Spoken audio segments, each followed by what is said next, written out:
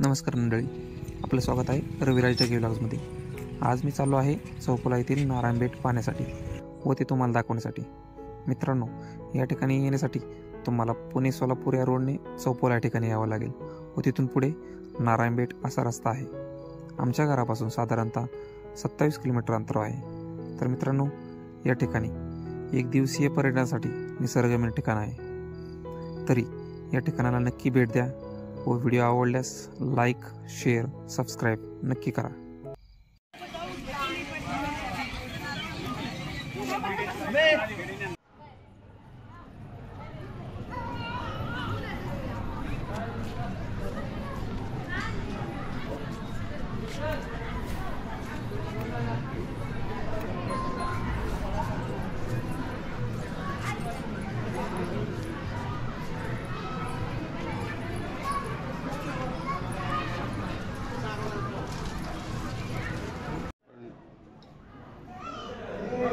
महाराजांच्या समाधी मंदिरात आपण इथे येत आहोत। महाराजांचं हे समाधीस्थान आहे।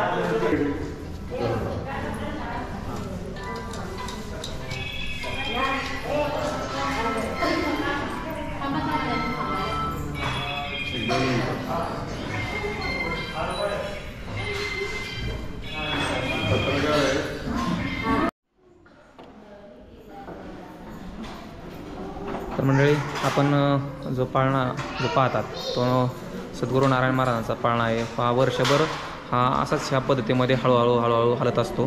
तर आपण हा पाहू शकता।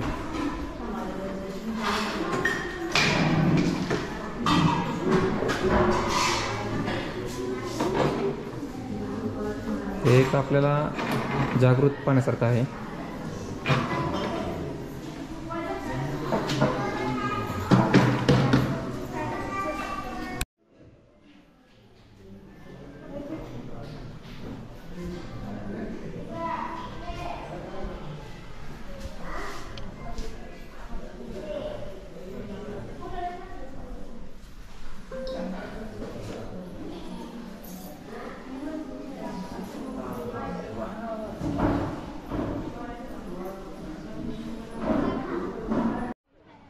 तर मित्रांनो, आपण आताच दर्शन वगैरे केलेलं आहे नारायण महाराजांच्या समाधीस्थळाचं।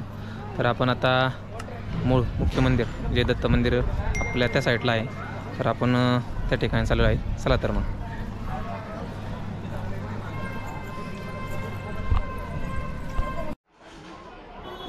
दत्त महाराजांचं मंदिर आहे।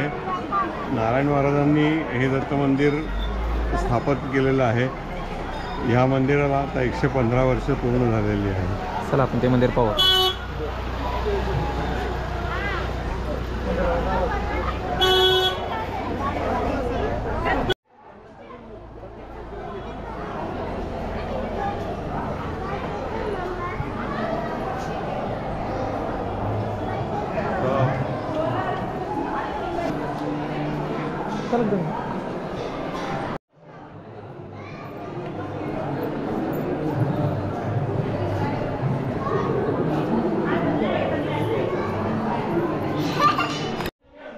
तर मंडळी, नारायणबेटामध्ये मी व माझी आई आलेलो आहे।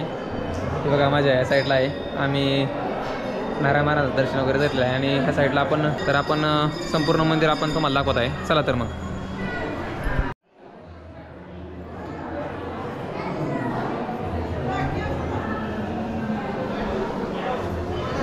दत्त मंदिर नारायण महाराजांनी हे 1908 साली मंदिर बांधलेलं आहे आणि आज त्या गोष्टीला 15 वर्ष पूर्ण झाले आहे। 115 वर्ष पूर्ण झालेली आहे।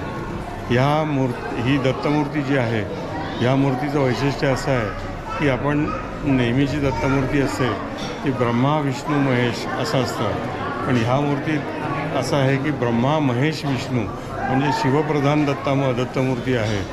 आणि ही दत्तमूर्ती शिवप्रधान असल्यामुळे त्याचा सोळवळं जरा कडक असतं आणि महाराज शिवभक्त असल्यामुळे ही शिवप्रधान मूर्ती त्यांनी इथं प्रस्थापित केलेली आहे।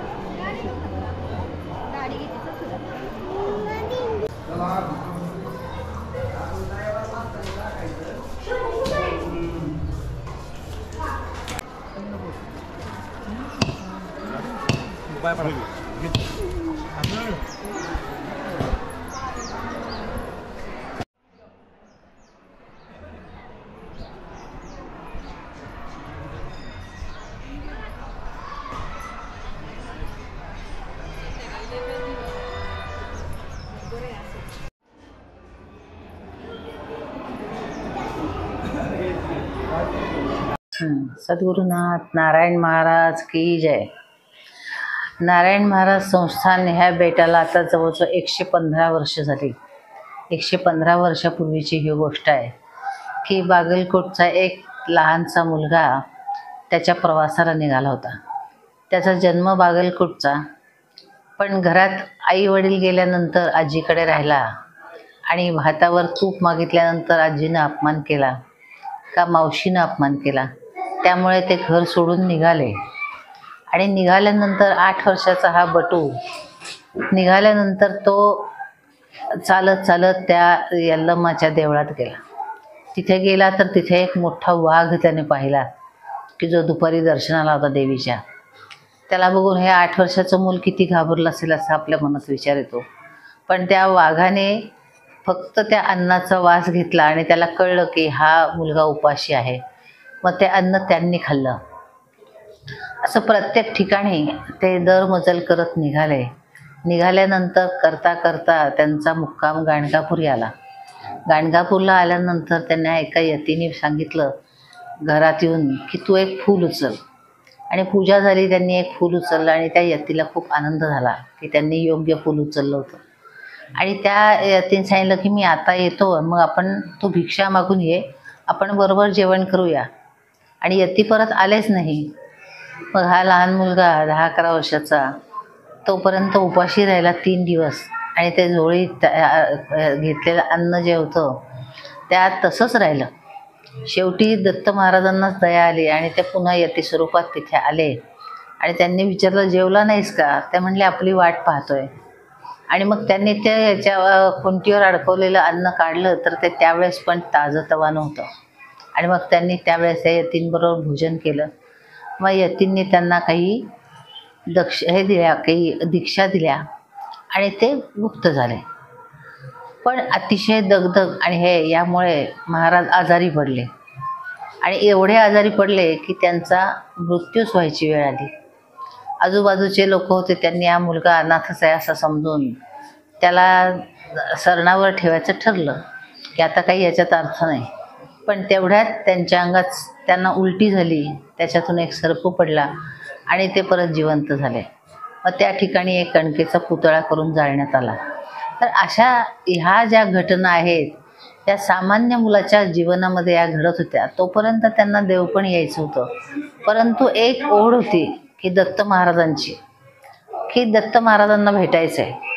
त्यामुळे ते सतत तपश्चर्या करत होते आणि लहानपणापासूनच त्यांना अशा गोष्टींची ओढच होती. त्यामुळे ते दरमजल करत पुढे येत असताना त्यांना ते माधुकरी मागताना सुद्धा त्यांचा 1-2 वेळा अपमान झाला. आणि त्यांनी तेव्हा ठरवलं की आपण अन्नदान करायचं. अन्नासाठी कोणाला कधीही कमी पडू द्यायचं नाही. पुढे गेल्यानंतर त्यांनी एक श्रीरामपूरसारख्या ठिकाणी एक शेठजी होते, त्यांच्याकडे त्यांनी शिक्षणाचं मुलांना शिकवायचं काम पत्करलं. पण तिथेही तसाच अनुभव आला. मग अशा रीतीनं ते आर्वीला आले. आर्वीला आल्यानंतर एक जोडप्याने त्यांना ठेवून घेतलं. त्यांचं नाव लक्ष्मीबाई. त्यांनी त्यांच्यावर आईसारखं प्रेम केलं. त्यांच्याकडे ते रमले. पण त्यांच्याकडे त्यांनी बऱ्याच बाललीला केल्या की जिथं ते बसले आहेत तिथे शोधायला गेले तर ते दुसऱ्याच खोलीत निघाले. असा त्यांच्या हातून असे बरेच चमत्कार झाले. एका ठिकाणी त्यांना खूपच त्यांच्यावरती अन्याय व्हायला लागला म्हणून ते गुहेत गेले होते लहानपणी गुहेत गेल्यानंतर ते मुलं पण त्यांच्याबरोबर गेली. आणि ती मुलं गेल्यानंतर त्यांना असं दिसलं की नारायण समाधीस्थ बसलाय आणि त्याच्या पाठीमागे मोठा नाग फडा काढून बसलाय. मुलं घाबरली पण थोड्या वेळाने महाराज बाहेर आले. तर त्यांना मुलांना सांगितलं, वाळूचे खडे द्या मला, मी तुम्हाला खडीसाखर देतो. मग त्या वाळूच्या खड्यांचे खडीसाखर झाली. असा हा जो प्रवास आहे की त्याच्यामध्ये ते स्वतः कशातच नव्हते, पण त्यांच्यातून चमत्कार मात्र खूप घडत होते. करता करता त्यांना असं वाटलं की आता आपल्याला कुठेतरी आपल्या गुरूंचं स्थान निर्माण झालं पाहिजे. म्हणून ते इथे केडगाव बेटाच्या इथे आले.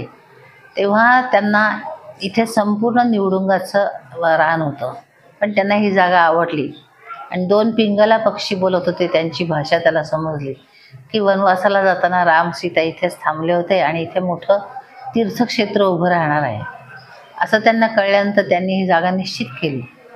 त्याशिवाय एखादं तीर्थक्षेत्र उभं राहताना त्याच्या जर संपूर्ण बाजूनी पाणी असेल तर ते जास्तच चांगलं असतं, असंही त्यांच्या लक्षात आलं की ह्या दोन्ही बाजूनी ह्या पाण्याने 2 ओढ्या आहेत, त्यांनी पाणी वाहत आहे. म्हणून मग त्यांनी ही जागा निश्चित केली आणि मग निवडुंगाचं सगळं रान जाऊन आजचं जे बेट दिसतंय ते इथे वसलं.